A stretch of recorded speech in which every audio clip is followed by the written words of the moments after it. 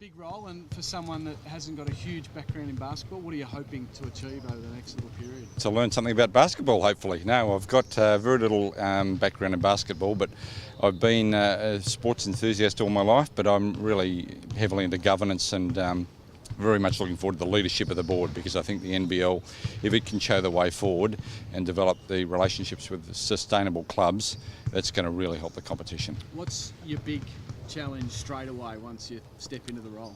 Well, we've got to bed down some broadcast rights, and we've got a CEO that we're searching for, and there's obviously some developments which we're not going to announce at this point about some teams coming into the competition.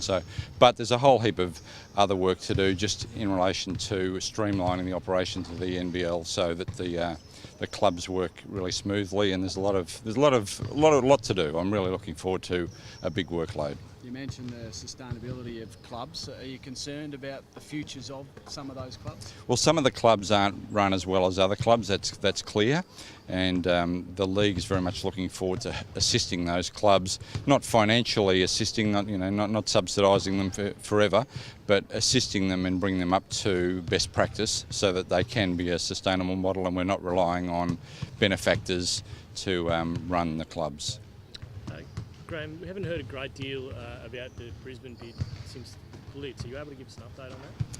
It's developing. We don't really want to make any major announcements until it's the paperwork's been signed, but that's going along according to plan, and we're pretty excited about where it's heading. So it's been a long time in the pipeline, and I think there's going to be some pretty happy developments for the league and for Brisbane in the next short while. So it's still on track to come in for next season?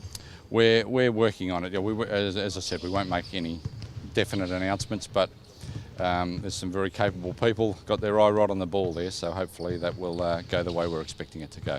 And do you have a number of teams that you would like to bring in next year, or is it just two, or is it sort of dependent on different bids? Well, the league can operate as it is with these teams at the moment. Two more teams obviously would be nice, but they're not critical to the operations of the league. So we're not sort of throwing the hat any further afield at this point. It's really a matter of getting all the clubs and participants that are in it at the moment firing on all fours. You're a Melbourne boy. Would you like to see another Melbourne team and create a derby type atmosphere? Well, I'm an independent chair, so how about I say no, I'm not a Melbourne boy. I don't know what you're talking about. Happy for the best team to win on the night. And in terms of the broadcast deal, are there a number of different people putting in bids, or are you dealing with? That's a very complex issue, as you know, working in media yourself. It's a changing landscape, and it's taking a lot of negotiations and a lot of capable people looking at the best way to present NBL to the media via broadcast. Is it, obviously it's still a little bit to go, but are you looking at some kind of free-to-air / pay TV double, or are you keeping your options open?